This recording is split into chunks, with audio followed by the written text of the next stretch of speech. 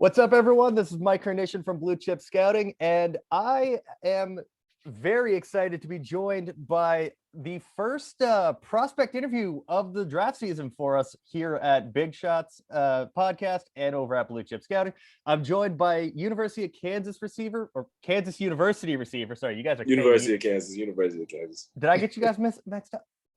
Nah, I'm joined by good. Kansas Jayhawk wide receiver Kwame Lassiter II. Kwame, how you doing, man?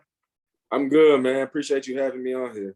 Absolutely. I a little behind the curtains. I was saying to Kwame before we went live, he's the first draft prospect I've ever interviewed that makes me feel old because I grew up watching your dad play. Your dad, obviously, Kwame Lassiter Sr., played from 1995 till 2004.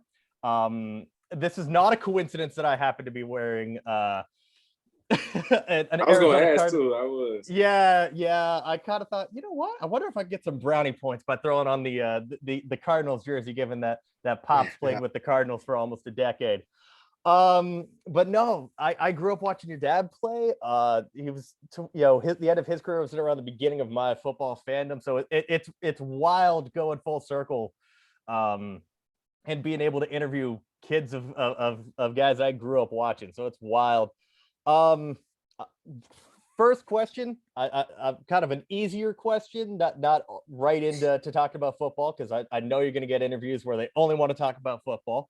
Away from the field, what are some things you like to do? Like, are you a music guy? You more of like a relaxed, kick your feet up, play video games type of guy? Like, what are your interests when you're not on the field?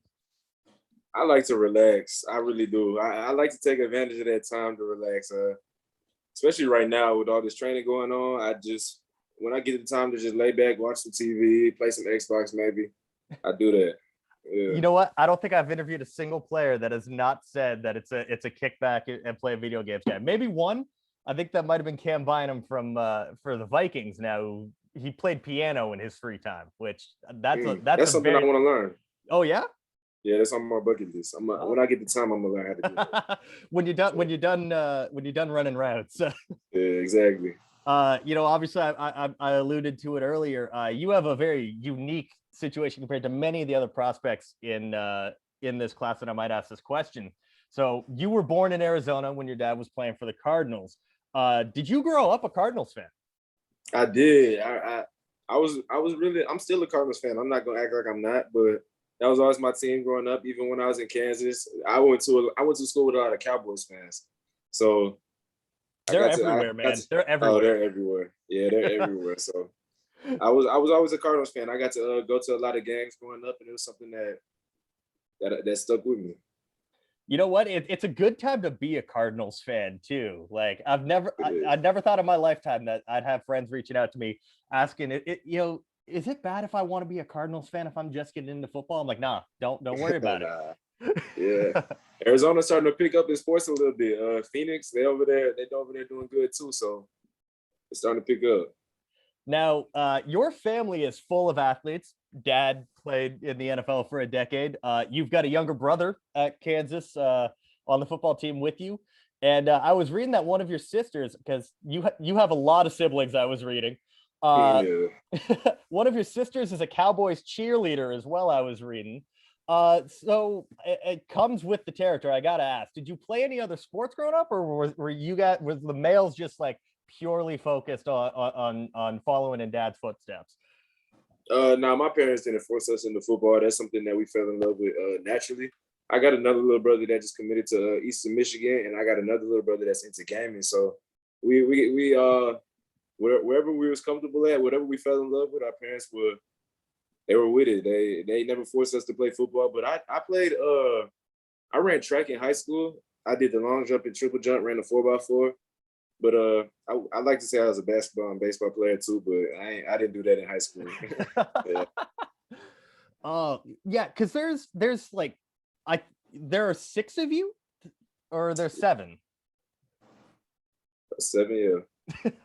It's a lot, man. That's a lot to keep track of. I have the one brother, and that's a lot to keep track of. I feel like it was a good thing growing up with a lot of siblings. Definitely keeps the competitive nature going. Yeah. Now, like I said, your dad played at Kansas. I found out. I didn't actually know that. I thought your dad had gone to Arizona State. I must have confused him with someone else. But yeah, you followed in your dad's footsteps at Kansas. You've got your little brother there with you.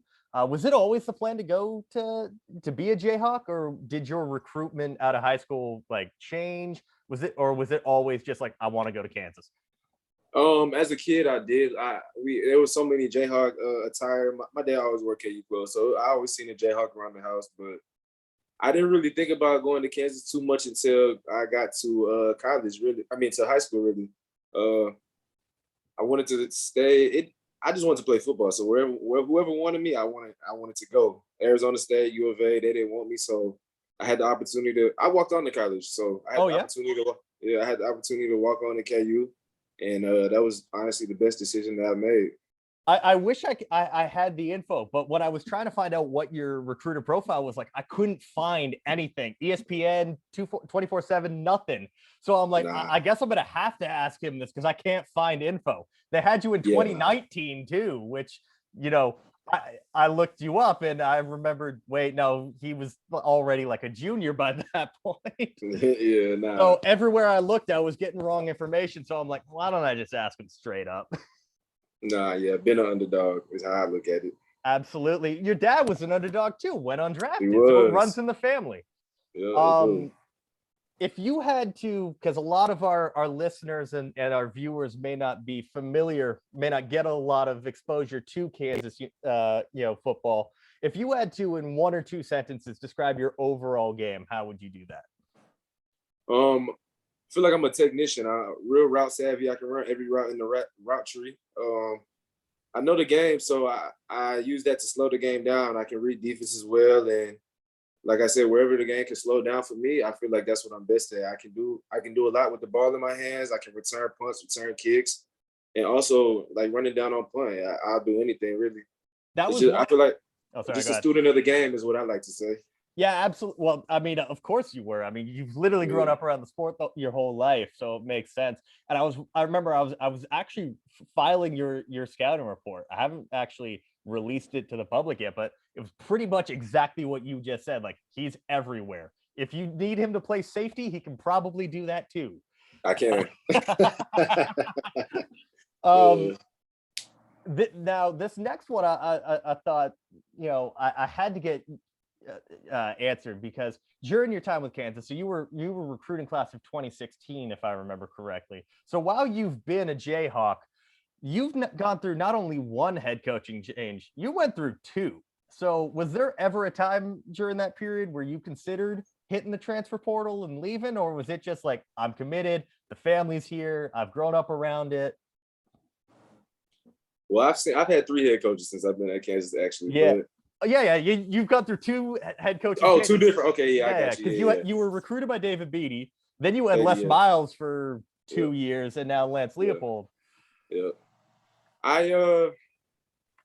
The portal did, of course, come to my mind at towards the end of my career. It's something I prayed over and I talked to with my family and my close ones, and I just feel like the best decision for me was to stay, and I feel like that paid off for me. At the end of the day, you just trust the process. And then when I had a little brother, when my little brother joined the team, that kind of made it a lot more easier for me to stay. Oh, I would imagine. Because he pushed me. He do, and I feel like we make each other better. So I knew I wasn't really gonna get that anywhere else. And having and also my receiver coach, he helped me out a lot too, and I feel like that carried me far. Like I said, I talked to the close ones. I got a girlfriend, so I talked to her a lot about it. She helped me through the process a lot too, and I'm blessed and I'm grateful for the people around me. And staying was the best option for me. Absolutely, man. Because we've seen it across college football where guys leave when new coaching staff comes in, and it doesn't always work out for the best. So it doesn't, yeah. And you were a locker room leader, so I mean your position was pretty safe, I would say, on the team. Now, when I was watching your film and I was doing some preliminary work on you beforehand, one thing I noticed, your best game statistically this year came against like the conference's top talent. You had 8 catches against Texas, 8 catches against Oklahoma. You had over 100 yards against TCU. Did you have any added motivation for these games, or were these just like happened to just get the best of your matchup, that particular day? Or was it just like, we're facing OU, all the no one believes in us this week, I'm going to go out and just destroy that defensive back?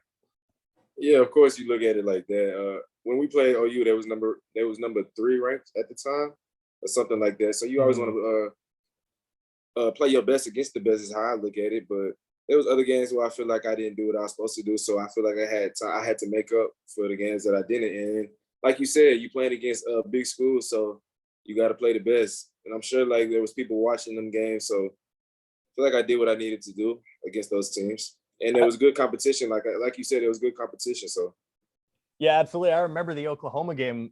We were all just sitting here, different guys at Blue Chip. We're sitting there, watching other games, and all of a sudden it's like, Kansas is up 2 scores on Oklahoma. You might want to switch over to that game. So I think by the end, half of America and probably some folks up here in Canada were watching that game any way we could.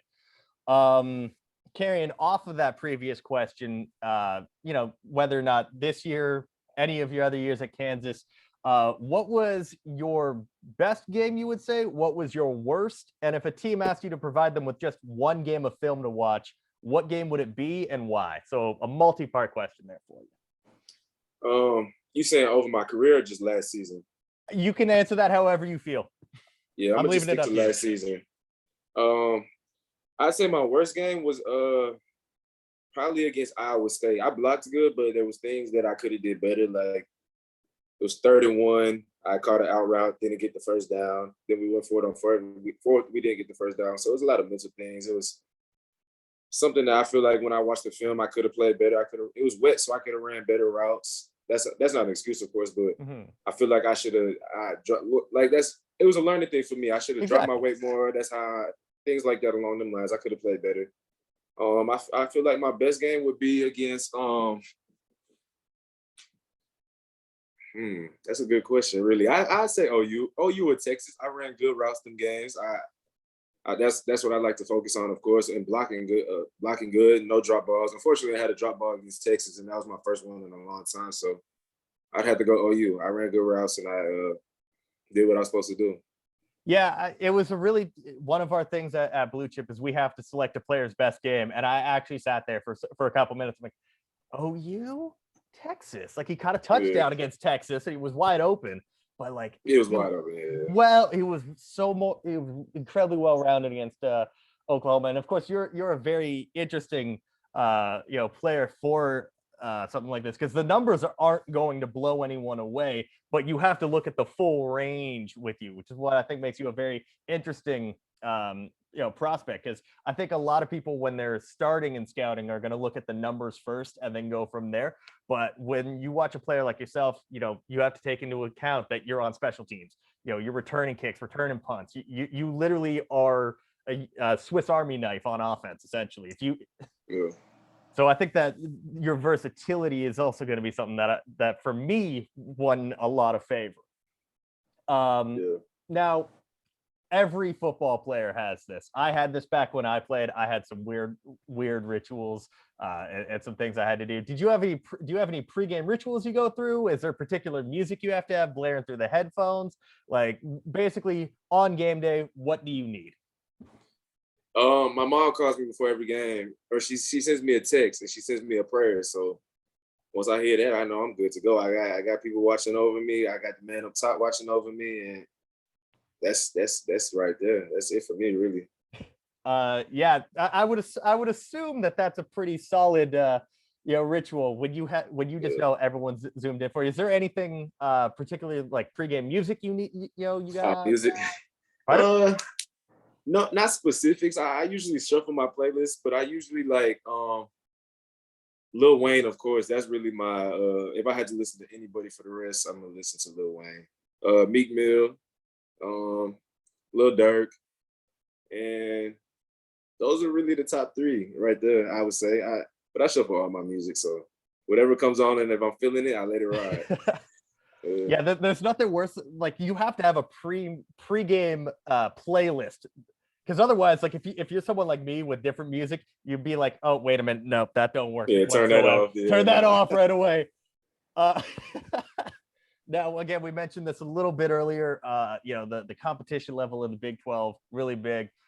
You, of course, with Kansas, plenty of talent that you guys faced out of conference play. Who was the toughest defensive back in a game you had to go up against? And again, I'm going to leave this open to this past year or just your whole Kansas career, because you've been there for a while. You've seen a lot of talent. Yeah. Respectfully to them, I wouldn't say any of them were tough, but like I respect their game, if you know what I'm saying. Oh, I know. Okay, yeah. I also admire that the confidence in that answer. I'm not gonna lie. I like that. I do my film study, of course, but I like that I went against. I like his name's Christian Holmes. He went to Oklahoma State. Yep. I liked him a lot. He's a good sized corner.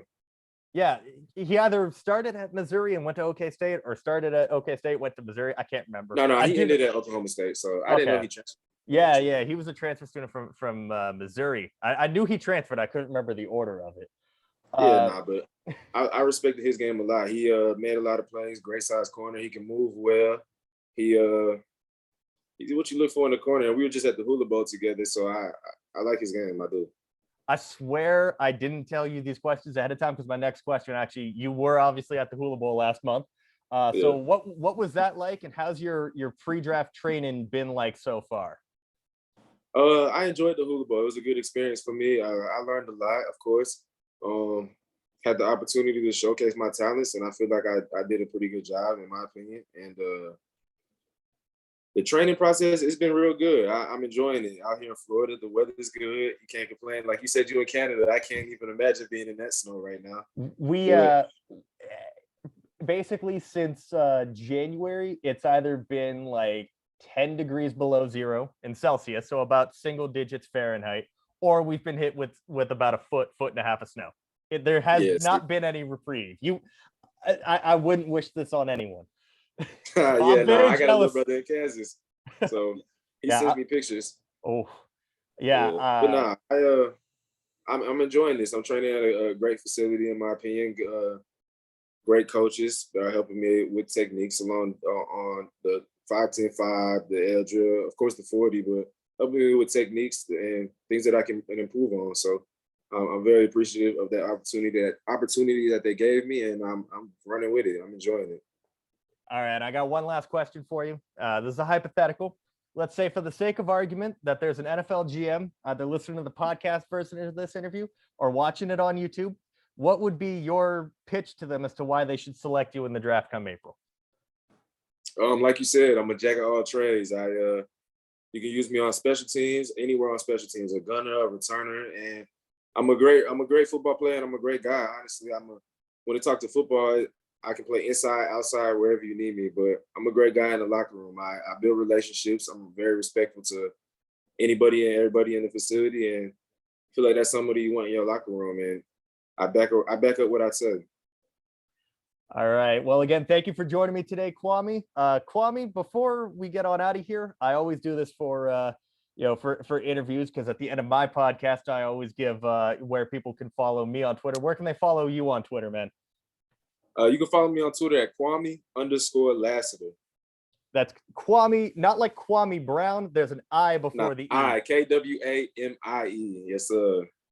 All right. Well, that's Kwame Lassiter II, wide receiver of Kansas. Again, man, thank you for joining me. Yeah, appreciate you.